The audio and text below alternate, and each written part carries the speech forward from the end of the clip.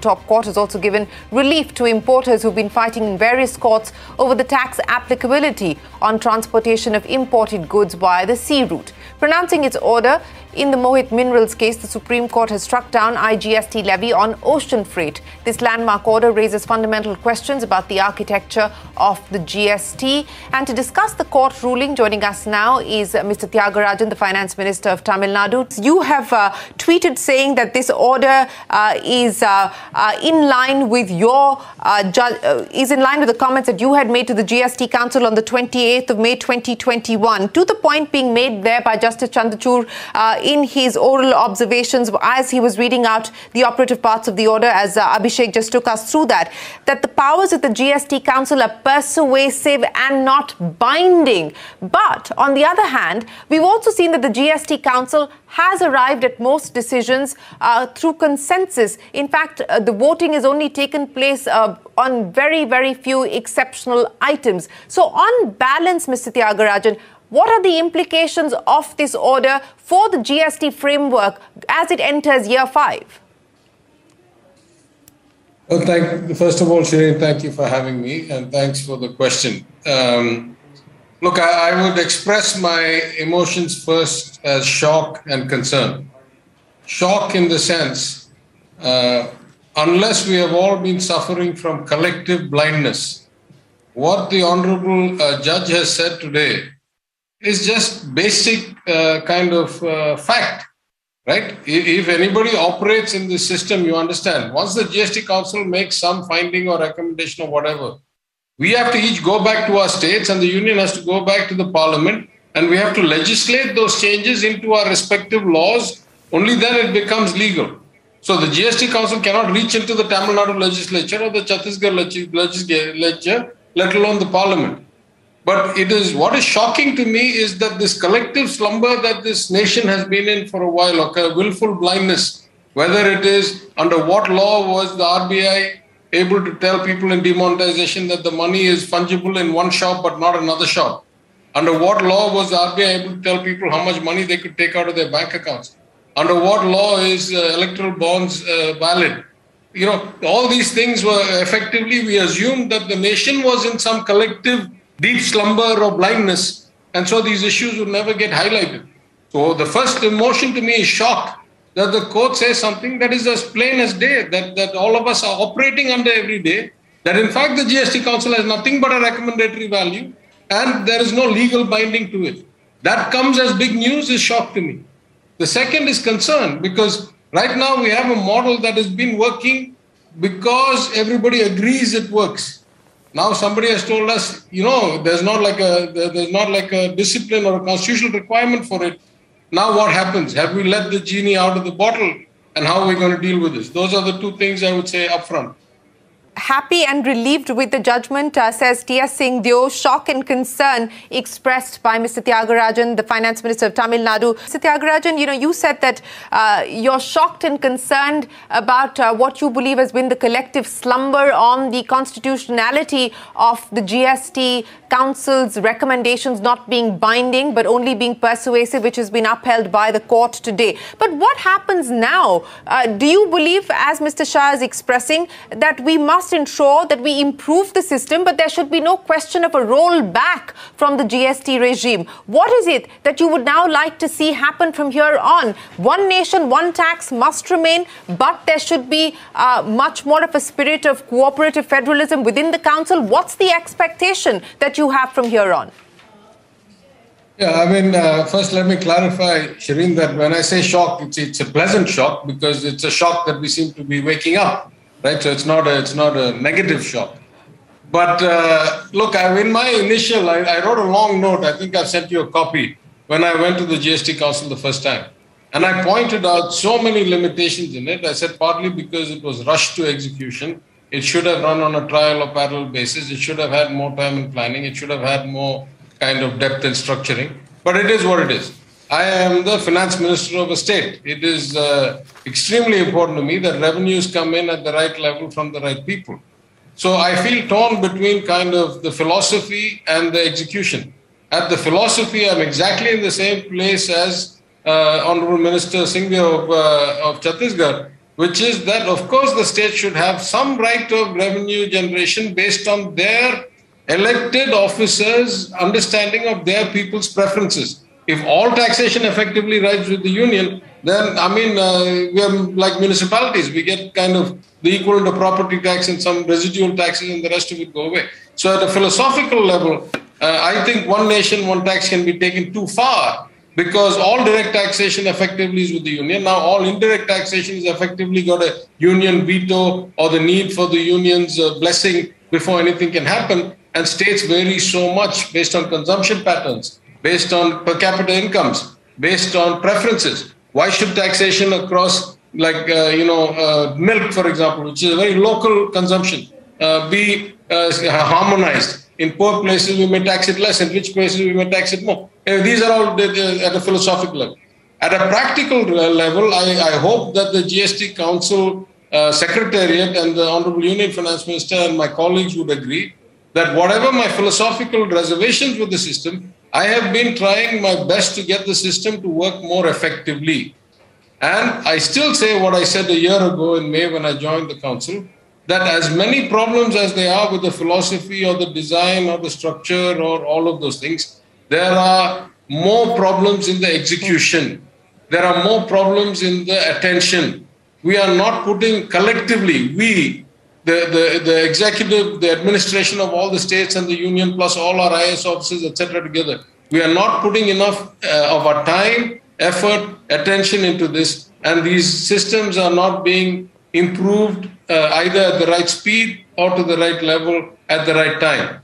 I can give you so many examples of GOMs being formed and being, inactive or becoming defunct or, all of these things, right? I don't want to embarrass anybody here. But I have raised this at GST Council meeting. I said, never mind, okay, I disagree in philosophy, but it is the law of the land. It is the way we get our revenue to run our system. Why can't we do this system better than it is? I may disagree that whether this is the right system or not, but this system can be done much, much better than it is today. Why is that not being done? I continue to feel that way. That's why my concern part comes in. It was not run that effectively or that efficiently first.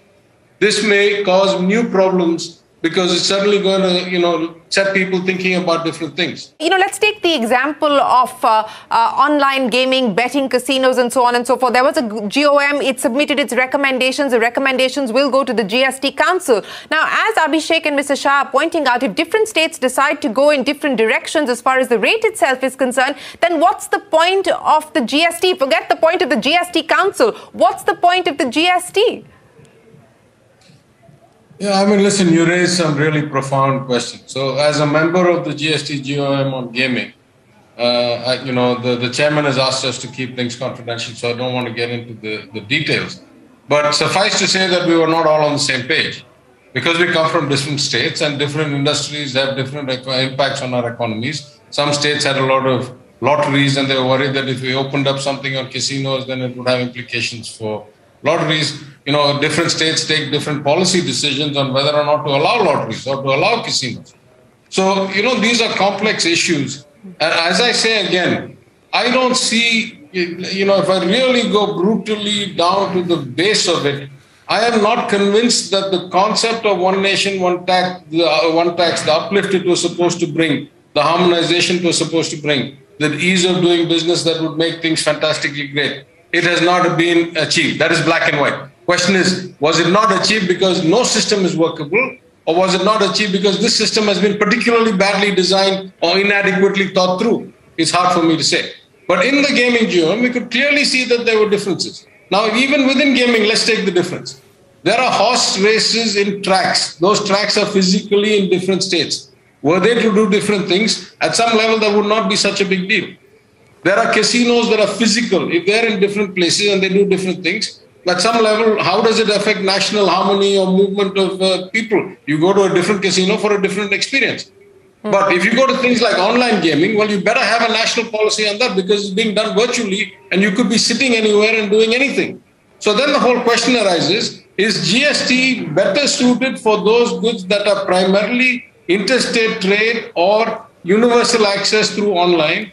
And is it better to go to localized regimes for things that simply have no impact on each other? How does it affect me what the rate in Goa's casinos is when Tamil Nadu doesn't allow casinos at all?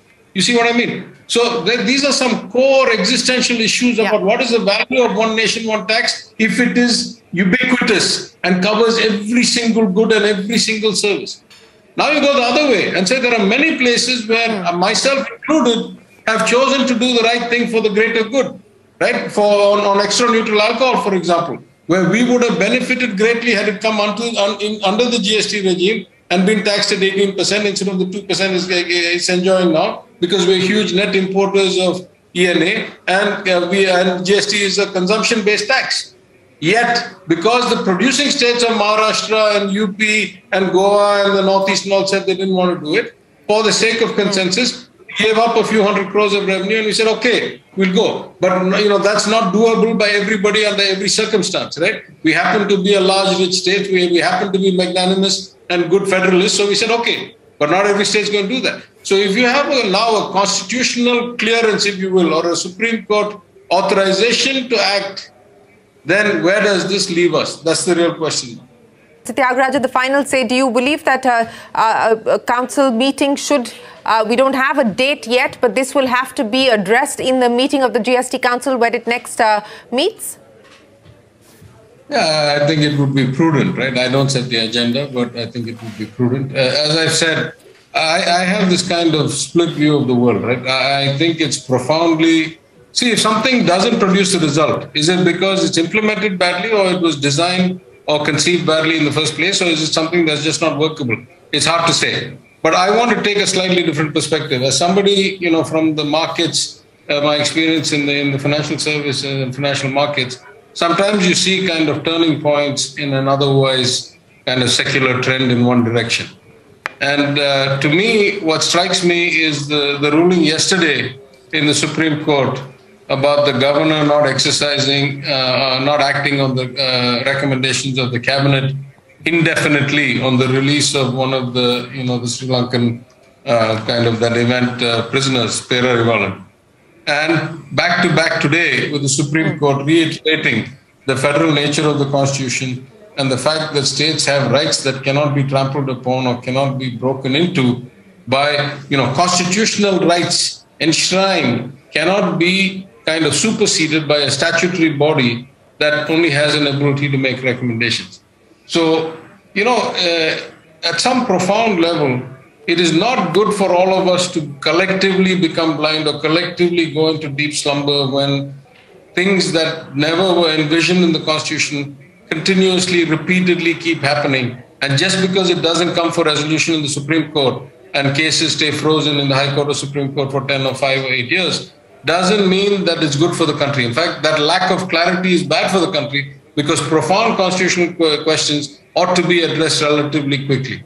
And in that sense, I wonder whether, and maybe it's just wishful thinking, I don't know, I wonder whether we're starting to see a turn where back-to-back 2 days, we see two judgments where states' rights and the limited powers of a governor who is not an elected official to abrogate unto herself or himself the effective authority to take decisions by doing nothing. I have a list of bills here, 19 or 20 bills passed by the legislature of Tamil Nadu are pending without getting the assent of the governor or the president or somebody in Delhi. What is the point of having a legislative assembly if you pass legislations that cannot be enacted because some figurehead authority doesn't sign on the paper, right? So I think the states' rights were being eroded at an alarming rate, and then states were being made completely kind of, ineffective and unable to function. And I hope that these back-to-back judgments start to restore some balance and says there's actually a constitution, and that constitution actually has to be interpreted properly and followed. And you can't just keep superseding it, and then the court will keep waiting for 5 years to contemplate whether that is, valid or not. So I hope that's what, this will be, and that's what I hope to take away from it. Many thanks for joining us here on this special conversation on CNBC TV18.